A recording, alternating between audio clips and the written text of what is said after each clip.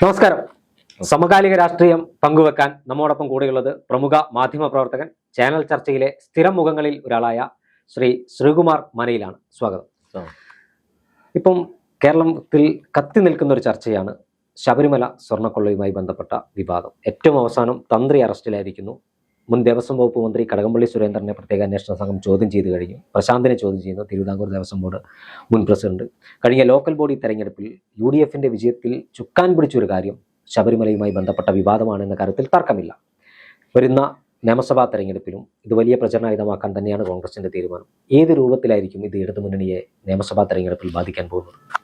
ഈ ശബരിമല സ്വർണ്ണപ്പാളി വിഷയം ഇത്രയധികം ഒരു രൂക്ഷമായതിനു പിന്നിൽ CPMന്റെ ഭരണപരമായ വീഴ്ചകളും CPM നിയോഗിച്ച ദേവസ്വം ബോർഡ് പ്രസിഡന്റുമാരുടെ വീഴ്ചകളുമാണെന്നുള്ള കാര്യത്തിൽ ആർക്കും തർക്കമില്ല. കാരണം പത്മകുമാർ ആയാലും വാസു ആയാലും ഇവരെല്ലാവരും CPMന്റെ ഏറ്റവും വിശ്വസ്തരും പിണറായിയുടെ തന്നെ വ്യക്തിപരമായിട്ട് അടുപ്പമുള്ളവരുമാണ്. അപ്പോൾ ശബരിമല സ്വർണ്ണക്കൊള്ളയുമായി ബന്ധപ്പെടുത്തേണ്ട ഏക രാഷ്ട്രീയ പാർട്ടി കേരളത്തിൽ CPM തന്നെയാണ്. CPMന്റെ നേതാക്കൾ, CPMന്റെ ട്രേഡ് യൂണിയൻ നേതാക്കൾ, ഇവരൊക്കെയാണ് ഇപ്പോൾ ജയിലിൽ കിടക്കുന്നത്. ജയിലിൽ കിടക്കുന്ന 3 പേരും CPMന്റെ ഉന്നതരായ നേതാക്കളായിരുന്നു എന്നുള്ള കാര്യത്തിൽ ഒരു സംശയവും വേണ്ട.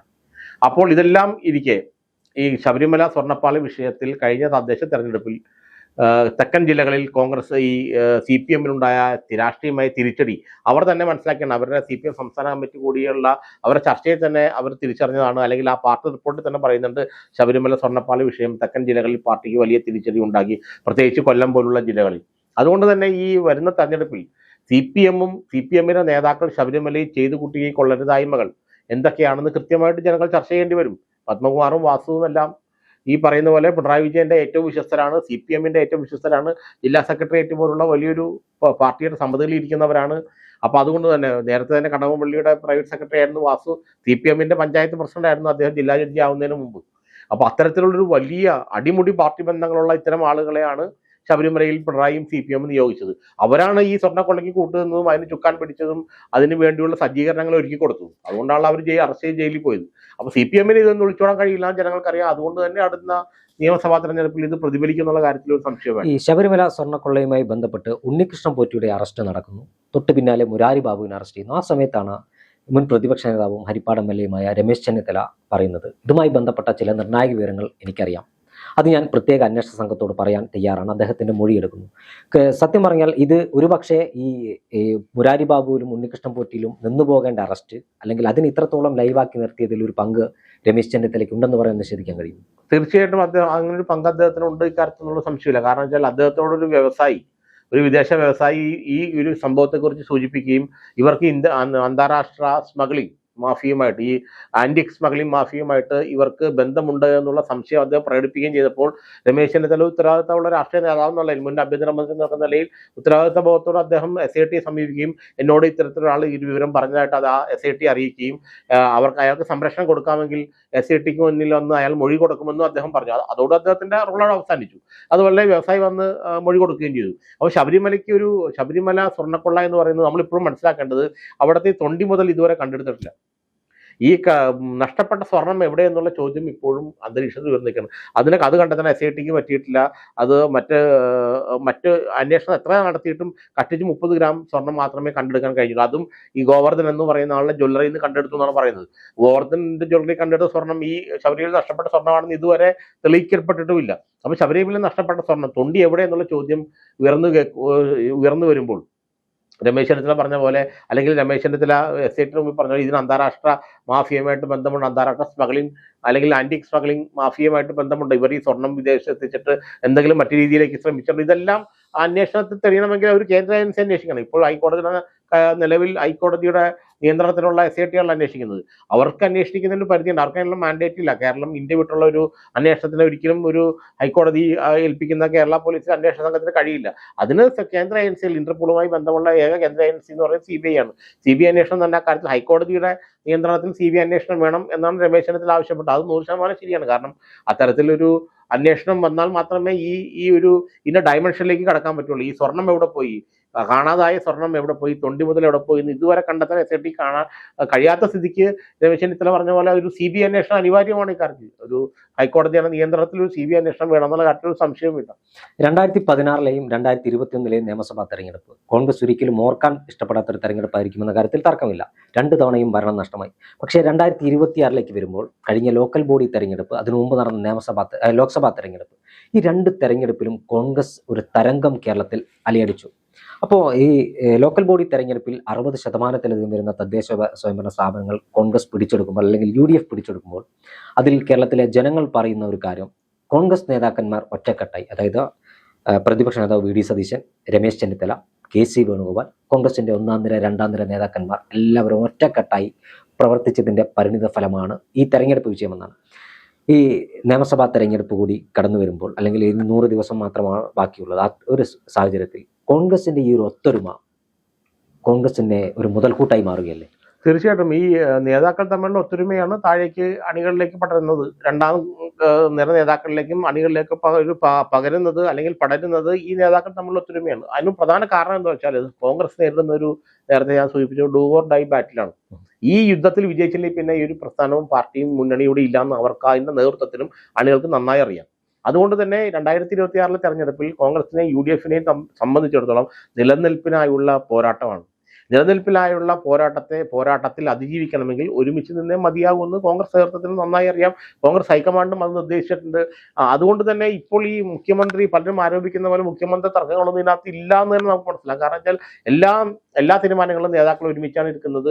എല്ലാ തീരുമാനങ്ങൾക്കും അവർ പരസ്പരം സംസാരിക്കാറുണ്ട്. അങ്ങനെ പ്രമുഖ നേതാക്കളും എല്ലാം സംസാരിച്ചിട്ട് കൃത്യമായിട്ട് എടുക്കുന്ന തീരുമാനമാണ്. അതുകൊണ്ടാണ് തദ്ദേശ സ്വയംഭരണ തെരഞ്ഞെടുപ്പിൽ ഇത്ര വലിയൊരു നേട്ടം ഉണ്ടാകാൻ കാരണം റിബൽ ശല്യം നന്നേ കുറവായിരുന്നു എല്ലായിടത്തും. കേരളത്തിൽ പൊതുവെ കോൺഗ്രസിന്റെ സ്ഥാനാർത്ഥി പ്രഖ്യാപിച്ചാൽ ഒരു 15 പേര് 10 പേരിൽ റിബലായിട്ട് ഉണ്ടാവും അയാൾക്കെതിരെ. പക്ഷേ ഇത്തവണത്തെ ലോക്കൽ ബോഡി ഇലക്ഷൻ നോക്കൂ, ഒരു സ്ഥലത്തും 99% പ്രദേശങ്ങളിൽ റിബൽ ഉണ്ടായില്ല എന്നുള്ളതാണ്. അങ്ങനെ ഒരു വിമതശല്യം ഏറ്റവും കുറഞ്ഞ തെരഞ്ഞെടുപ്പിനെയാണ് ഇത്തവണ കോൺഗ്രസ് നേരിട്ടത്. അതിന്റെ അർത്ഥം എന്താണ്? 2026 തെരഞ്ഞെടുപ്പിൽ ഒരു പ്രയാസവും കൂടാതെ, മറ്റു തരത്തിലുള്ള രാഷ്ട്രീയ തിരിച്ചടികൾ കൂടാതെ ഭരണം പിടിക്കണമെന്ന് കോൺഗ്രസിന്റെ ഏറ്റവും ഉയർന്ന നേതാക്കൾ മുതൽ താഴെയുള്ള നേതാക്കൾ വരെ, അണികൾ വരെ, പ്രവർത്തകർ ആഗ്രഹിക്കുന്നു. കാരണം 2026 കോൺഗ്രസിന് കേരളത്തിലെ ഭരണം പിടിക്കാൻ പറ്റിയില്ലെങ്കിൽ, UDF അധികാരത്തിൽ വരാൻ കഴിഞ്ഞെങ്കിൽ പിന്നെ കേരളത്തിലെ രാഷ്ട്രീയ ചരിത്രത്തിൽ നിന്ന് ഒരുപക്ഷെ UDF എന്നുള്ള മുന്നണി തന്നെ, കോൺഗ്രസ് നിലനിൽക്കുമായിരിക്കും, പക്ഷേ UDF എന്ന മുന്നണി തന്നെ ഇല്ലാതാവുന്ന ഒരു അവസ്ഥ വരും. അത് വരുമ്പോൾ അത് മറ്റൊരു തരത്തിലുള്ള ബംഗാളിലൊക്കെ CPM-നും കോൺഗ്രസിനും ഒക്കെ സംഭവിച്ചു, അല്ലെങ്കിൽ തമിഴ്നാട്ടിൽ സംഭവിച്ച പോലെ ഒരു ഏതെങ്കിലും രാഷ്ട്രീയ പാർട്ടിയുടെ കൂടെ ചേർന്ന് ഭരിക്കേണ്ട ഒരു 2ാമത്തെയും 3ാമത്തെയും ഘടകകക്ഷിയായിട്ട് കോൺഗ്രസ് മാറുന്ന അവസ്ഥ വരുമെന്ന് തിരിച്ചറിഞ്ഞുകൊണ്ടാണ് നേതൃത്വവും കോൺഗ്രസിന്റെ അണികളും പ്രവർത്തകരെല്ലാം ഒരേ മനസ്സോടെ നിന്ന് കഴിഞ്ഞ തദ്ദേശ ഇലക്ഷൻ നേരിട്ടത്. അതേപോലുള്ളൊരു യൂണിറ്റി, ആ ഒരു യൂണിറ്റി കൃത്യമായിട്ട് 2026 നിയമസഭാ തെരഞ്ഞെടുപ്പ് ഉണ്ടാവും. കാരണം ഇത് കോൺഗ്രസിന്റെ സർവൈവലിന്റെ പ്രശ്നമാണ്, നിലനിൽപ്പിന്റെ പ്രശ്നമാണ്, അതിജീവനത്തിന്റെ പ്രശ്നമാണ്. അതിജീവനത്തിന്റെ പ്രശ്നമായതുകൊണ്ട് തന്നെ നമ്മൾ ഈ പറയുന്ന പോലെയുള്ള ഒരു അനൈക്യങ്ങളും ഈ മുന്നണിയിലും പാർട്ടിയിലും ഉണ്ടാകാൻ സാധ്യതയില്ലെന്ന് തന്നെയാണ് ഞാൻ വിശ്വസിക്കുന്നത്. കഴിഞ്ഞ തദ്ദേശ സ്വയംഭരണ സ്ഥാപനങ്ങളിലേക്കുള്ള തെരഞ്ഞെടുപ്പിൽ 6 കോർപ്പറേഷനുകളാണ് കേരളത്തിലുള്ളത്. അതിൽ കണ്ണൂർ കോർപ്പറേഷനും എറണാകുളവും കോൺഗ്രസിന് ലഭിക്കും, അല്ലെങ്കിൽ UDFന് ലഭിക്കുമെന്ന് എല്ലാവർക്കും അറിയുന്ന ഒരു കാര്യമായിരുന്നു. തിരുവനന്തപുരത്ത് മുന്നേറ്റം ഉണ്ടാക്കാൻ കഴിയുമെന്നും. പക്ഷേ കേരളം ഉറ്റുനോക്കിയ 2 കോർപ്പറേഷനിലേക്കുള്ള തെരഞ്ഞെടുപ്പ്, ഒന്ന് കൊല്ലത്തും ഒന്ന് കോഴിക്കോടുമായിരുന്നു. കൊല്ലത്ത് VS ശിവകുമാർ, മുൻ ആരോഗ്യവകുപ്പ് മന്ത്രി VS ശിവകുമാറിനാണ് ചുമതല. കോഴിക്കോട് രമേശ് ചെന്നിത്തലയ്ക്കും. അതായത് കോഴിക്കോടിന്റെ ചരിത്രത്തിൽ ഇന്ന് വരെ കോൺഗ്രസിന് കോർപ്പറേഷനകത്ത് വലിയ സ്വാധീനം ഉണ്ടാക്കാൻ കഴിയില്ല. പക്ഷെ ഇത്തവണ ചരിത്രം തിരുത്തി കുറിക്കുന്നു. CPM-ന് ഇടതുമുന്നണിക്ക് അവിടെ കേവല ഭൂരിപക്ഷം ലഭിച്ചില്ല. കോൺഗ്രസിന് ഭരണം നഷ്ടമായത് കപ്പിനും ചുണ്ടിനും ഇടയിലാണ്. രമേശ് ചെന്നിത്തലയുടെ ഒരു സംഘടനാ പാഠവും കോഴിക്കോട്ട് നമുക്ക് കാണാൻ കഴിഞ്ഞില്ല ഇതിലൂടെ? തീർച്ചയായിട്ടും. കാരണം അദ്ദേഹം 78 മുതൽ സംഘടനാ രംഗത്ത് വളരെ സജീവമായി പ്രവർത്തിക്കുന്ന ആളാണ്. KSUവിന്റെയും യൂത്ത് കോൺഗ്രസിന്റെയും സംസ്ഥാന പ്രസിഡന്റ്, NSUവിന്റെയും യൂത്ത് കോൺഗ്രസിന്റെയും അഖിലേന്ത്യാ പ്രസിഡന്റ് തുടങ്ങിയ നിലകളിൽ അദ്ദേഹം സംഘടനാപരമായിട്ട് വളരെയധികം കാര്യങ്ങൾ ചെയ്ത ഒരാളാണ്. സംഘടനാപരമായിട്ട് സംഘടനയെ നിയന്ത്രിക്കാനും സംഘടനയെ ഒരുമിച്ച് കൊണ്ടുപോകാനുമുള്ള അപാരമായ കഴിവുള്ളതുകൊണ്ടാണ് അദ്ദേഹത്തെ ഇന്ദിരാഗാന്ധി NSU പ്രസിഡന്റ് ആക്കിയതും രാജീവ് ഗാന്ധി യൂത്ത് കോൺഗ്രസ് പ്രസിഡന്റ് ആക്കിയതും. അങ്ങനെ ഈ NSUവിനെ യൂത്ത് കോൺഗ്രസിനെ അതിന് സുവർണ്ണ കാലഘട്ടത്തിൽ നയിച്ച ഒരു നേതാവാണ് അദ്ദേഹം. പിന്നെ അദ്ദേഹം നൽകിയ ഏറ്റവും വലിയ സംഭാവന എന്ന് പറഞ്ഞാൽ 2005 ലീഡർ K കരുണാകരൻ പാർട്ടി വിട്ടതോടെ തന്നെ കേരളത്തിലെ കോൺഗ്രസ് അടപടലം തകർന്നിരിക്കുകയായിരുന്നു. അപ്പോഴാണ് അദ്ദേഹം KPCC അധ്യക്ഷനായി കേരളത്തിൽ വരുന്നത്. അദ്ദേഹം KPCC പ്രസിഡന്റ് ആയിരുന്ന ആ 9 വർഷത്തെ കാലയളവ് കൊണ്ട്, 2005 മുതൽ 2014 വരെയുള്ള 9 വർഷത്തെ കാലയളവ് കൊണ്ട് ലീഡറുടെ പാർട്ടി വിടലിനെ തുടർന്ന് തകർന്നുപോയ പാർട്ടി ഘടനയെ മുഴുവൻ അദ്ദേഹം വീണ്ടും പുനഃസംഘടിപ്പിച്ച് ഒത്തൊരുമയോടെ ആളുകളെ സംഘടിപ്പിച്ച് കൃത്യമായിട്ടൊരു പാർട്ടി സംഘടനാ സംവിധാനം, സംഘടനാ ചട്ടക്കൂട്ട് വീണ്ടും അദ്ദേഹം ഉണ്ടാക്കി. താഴെ തട്ടിൽ നിന്നും തകർന്നുപോയ പാർട്ടിയെ ഓരോ കല്ലായി അടുക്കി വെച്ച് ഒരു വലിയൊരു പാർട്ടി സംഘടനാ സംവിധാനമാക്കി മാറ്റിയത്. എന്നുവെച്ചാൽ കേരളത്തിലെ കോൺഗ്രസിന്റെ സംഘടനാ സംവിധാനത്തിന് പുനർജന്മം നൽകിയത് യഥാർത്ഥത്തിൽ രമേശ് ചെന്നിത്തലയാണെന്നുള്ള കാര്യം AK ആന്റണിയെ പോലത്തെ നേതാക്കൾ പോലും പറഞ്ഞിട്ടുണ്ട്. കാരണം 2005 കെ കരുണാകരൻ പാർട്ടി വിട്ടപ്പോൾ അത്രയ്ക്കേറെ ഒരു പരിതാപകരമായ അവസ്ഥയിലായിരുന്നു കേരളത്തിലെ കോൺഗ്രസ് സംവിധാനം. പക്ഷെ അതിനെ ഓരോരുത്തരും, അദ്ദേഹം KPC പ്രസിഡന്റായിട്ട് വന്നതിന് ശേഷം DSC വിട്ടുപോയ കെ കരുണാകരനെ അടക്കം, ലീഡറെ അടക്കം, മുരളീധരൻ അടക്കം പാർട്ടിയിലേക്ക് തിരിച്ചു കൊണ്ടുവന്നിട്ട് പാർട്ടിക്ക് ഒരു പുതിയ മുഖവും പുതിയ ചൈതന്യവും ഊർജ്ജവും ഉണ്ടാക്കിയത് കൊണ്ടാണ് 2015 ഭരണം ലഭിച്ചത്. അപ്പൊ അതുകൊണ്ട് അദ്ദേഹത്തിന്റെ സംഘടനാ ശേഷി എന്ന് പറയുന്നത് കഴിഞ്ഞ 78 മുതൽ 2026 വരെ അനസ്യൂതം അതിങ്ങനെ തുടർന്നു പോയിക്കൊണ്ടിരിക്കുകയാണ്. അതിന്റെ ഒരു പ്രതിഫലനമാണ് കോഴിക്കോട് കണ്ടത്. അദ്ദേഹം ചെന്ന് അവിടെ സംഘടനയെ ചലിപ്പിക്കാനുള്ള ഒരു അപാരമായ ശേഷി അദ്ദേഹത്തിന് ചെറുപ്പം മുതലേ ഉണ്ട്. കാരണം കോഴിക്കോട് ചെന്ന് അദ്ദേഹം ഇറങ്ങിയിട്ട് ഓരോരുത്തരെയും മാറിയുന്നവരെല്ലാവരെയും വിളിച്ച് പാർട്ടിയുടെ സംവിധാനത്തിലേക്ക് കൊണ്ടുവന്ന് അവരുമായിട്ട് ചർച്ച ചെയ്തു, അവരെ ഒരുമിച്ച് നിർത്തി പാർട്ടിയെ ചലിപ്പിക്കുക എന്നുള്ളതാണ്. ചലിപ്പിച്ചു കഴിഞ്ഞാൽ ഒരു വാഹനം പോലെയാണ് ഇത്, ഏത് പാർട്ടി സംവിധാനം മുന്നോട്ട് പോകും. ഇനീഷ്യലായിട്ട് ചലിപ്പിക്കുക എന്നുള്ളതാണ് ഏറ്റവും വലിയ വെല്ലുവിളി. ആ ഒരു ചലനാവസ്ഥ പാർട്ടിയിലുണ്ടാക്കി കോഴിക്കോട് പാർട്ടിയെ മുന്നോട്ട് കൊണ്ടുപോയതുകൊണ്ടാണ് CPM-ന്റെ കുത്തക കോർപ്പറേഷനായ കോഴിക്കോട് അവരുടെ ആ ഒരു സംവിധാനത്തിൽ നിന്ന് ഇളക്കി അവരെ ഭൂരിപക്ഷം ഇല്ലാതായിക്കൊണ്ട് അവരെ ശരിക്കും ഇളക്കാൻ പറ്റിയത് തന്നെ രമേശ് ചെന്നിത്തലയുടെ ആ ഒരു ഇടപെടൽ കൊണ്ടാണ്. അതുപോലെ തന്നെ കൊല്ലത്തും VS ശിവകുമാറും അക്കാര്യത്തിൽ കൊല്ലം കോർപ്പറേഷൻ നഷ്ടപ്പെടുമെന്ന് CPM ഒരിക്കലും പ്രതീക്ഷിച്ചില്ല. പക്ഷേ കൊല്ലം കോർപ്പറേഷൻ നഷ്ടപ്പെടാൻ കാരണം VS ശിവകുമാറിനെ പോലുള്ള ഒരു വളരെ പരിണതപ്രജ്ഞനായ നേതാവിന്റെ കൃത്യമായ ഇടപെടലുകളും അദ്ദേഹം സംഘടനാ ശേഷിയെ അല്ലെങ്കിൽ ആ പാർട്ടിയെ കൃത്യമായിട്ട് മുന്നോട്ട് കൊണ്ടുപോകാനും വസീഫിനെ പോലെ ഒരാളെ, അദ്ദേഹത്തിന്റെ പേര് വസീഫ് എന്നാണെന്ന് എനിക്ക് തോന്നുന്നു, ആഫീസ് എന്ന് പറഞ്ഞ ആ മേയർ ആദ്യം തന്നെ പ്രഖ്യാപിക്കുകയും എല്ലാ വിഭാഗങ്ങളെയും ഒരുമിച്ച് നിർത്തിക്കൊണ്ട് മുന്നോട്ട് പോകാനൊക്കെ അദ്ദേഹത്തിന് കഴിഞ്ഞു. ഇത്തരം നേതാക്കളുടെ ഒരു ഇടപെടലുകളും അവരുടെ ഒരു പങ്കാളിത്തവും തദ്ദേശ ഇലക്ഷനിൽ വലിയ തോതിൽ അത് ഗുണം ചെയ്യുന്നുള്ള കാര്യത്തിൽ സംശയമില്ല കോൺഗ്രസ് സംബന്ധിച്ചത്. ഈ രമേശ് ചെന്നിത്തലയുടെ സംഘടനാ പാഠത്തെ കുറിച്ച് പറഞ്ഞുകൊണ്ട് മാത്രം ചോദ്യം ചോദിക്കുകയാണ്. അദ്ദേഹത്തിന്റെ ഗാന്ധിഗ്രാമ പദ്ധതി, അതായത് സാധാരണക്കാർക്കിടയിലേക്ക് ഇറങ്ങിച്ചെന്നു, അല്ലെങ്കിൽ കോൺഗ്രസിന് ഒരു കാലത്ത് ലഭ്യമായിരുന്ന വോട്ടുകൾ കോൺഗ്രസിന് പിന്നീട് നഷ്ടമായ ആദിവാസി ദളിത് മേഖലകളിലേക്ക് അദ്ദേഹം ഇറങ്ങിച്ചെല്ലുന്നു. അദ്ദേഹത്തിന്റെ പ്രധാനപ്പെട്ട ദിനങ്ങൾ, അതായത് ഓണം പോലെയുള്ള ദിനങ്ങൾ ഇവരോടൊപ്പം ചെലവഴിക്കുന്നു. ഇതൊരു വലിയ സമൂഹത്തിൽ വലിയൊരു ചർച്ചയാക്കാൻ രമേശ് ചെന്നിത്തല കഴിഞ്ഞില്ല. കാരണം കേരളത്തിൽ മറ്റൊരു രാഷ്ട്രീയ നേതാവും ഇത്രത്തോളം വലിയൊരു പരിപാടി നടത്തിയത് എൻ്റെ ഓർമ്മയിലില്ല. അതൊരു വലിയ ഒരു സാമൂഹ്യ മുന്നേറ്റത്തിന് തുടക്കം കുറിക്കുന്ന ഒരു പരിപാടിയെ നമുക്ക് വിലയിരുത്തിക്കൂടെ? അല്ല, അദ്ദേഹം ഇക്കാര്യത്തിൽ കോൺഗ്രസിന്റെയും ഗാന്ധിയുടെയും ആദർശങ്ങളിലും അതിന്റെ ഐഡിയോളജിയിലും സമ്പൂർണ്ണമായിട്ട് വിശ്വസിക്കുന്നതാണ് അദ്ദേഹം. അപ്പൊ സമൂഹത്തിലെ ഏറ്റവും ഈ ആദിവാസികൾ, ദളിതർ എന്ന് പറയുന്നത് ഇപ്പോഴും സമൂഹത്തിൽ, പ്രത്യേകിച്ച് ഇന്ത്യൻ സമൂഹത്തിലും കേരളീയ സമൂഹത്തിലും പലപ്പോഴും അവരെ അപ്ലിഫ്റ്റ് ചെയ്യാനുള്ള ധാരാളം പരിപാടികൾ ഉണ്ടെങ്കിൽ തന്നെയും അതൊന്നും ഒരു പൂർണ്ണതയിലേക്ക് എത്തുന്നില്ല. കാരണം ദളിത് ആദിവാസി വിഭാഗങ്ങൾ ഇപ്പോഴും അവരുടെ കോളനികളൊക്കെ വളരെയേറെ വലിയ തോതിലുള്ള പരിതാപകരമായ അവസ്ഥ നേരിടുന്ന ഒരു കോളനികളാണ്. പക്ഷേ അദ്ദേഹം KPCC അധ്യക്ഷനായിരുന്ന സമയത്താണ് ഈ ഗാന്ധിഗ്രാം പദ്ധതി ആവിഷ്കരിക്കുന്നത്. കാരണം ഈ ദളിത് ആദിവാസി കോളനികളിൽ നേരിട്ട് ചെന്നിട്ട് അവരുമായി സംസാരിച്ച് അവരുടെ പ്രശ്നങ്ങൾ മനസ്സിലാക്കി അതിനെ ചെയ്യാൻ സർക്കാരുകളെ പ്രേരിപ്പിക്കുക, സർക്കാർ അതിനു വേണ്ടി അത്തരം എന്തൊക്കെയാണോ പ്രശ്നങ്ങൾ അവർ നേരിടുന്നത് അതിനെക്കുറിച്ച് സർക്കാരിന് ഒരു അവബോധം ഉണ്ടാക്കി കൊടുക്കുക.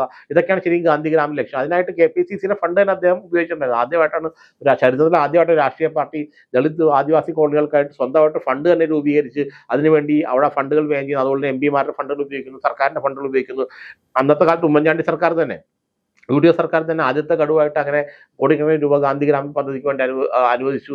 അങ്ങനെ ഒരു കോൺഗ്രസിന്റെ അടിസ്ഥാന സ്വഭാവം എന്ന് പറയുന്നത് എപ്പോഴും ഈ ഗാന്ധിജി പറഞ്ഞത് ഏറ്റവും പിന്നിൽ നിൽക്കുന്നവന് ശബ്ദം കേൾക്കുന്നതാണ് ജനാധിപത്യം എന്ന് ഗാന്ധിജി എപ്പോഴും പറയുന്നത്. അപ്പോൾ ഏറ്റവും പിന്നിൽ നിൽക്കുന്നവന് ശബ്ദം കേൾപ്പിക്കുക, ആ ശബ്ദത്തിന് അനുസരണമായിട്ട് അവർക്ക് വേണ്ടി കാര്യങ്ങൾ ചെയ്യുക എന്നുള്ള രമേശ് ചെന്നിത്തല അത്തരത്തിലുള്ള നിലപാടെടുത്ത് അദ്ദേഹം സമ്പൂർണ്ണമായിട്ട് ഒരു ഗാന്ധിയൻ വിശ്വാസി ആയതുകൊണ്ടാണ് തന്നെയാണെന്നാണ് ഞാൻ വിശ്വസിക്കുന്നത്. കാരണം KPCC അല്ലെങ്കിൽ ഒരു രാഷ്ട്രീയ പാർട്ടിക്കും സ്വന്തമായിട്ട് ഇത്തരത്തിലൊരു ആശയം ഒരു രാഷ്ട്രീയ നേതാവിനും അത് തോന്നിയില്ല.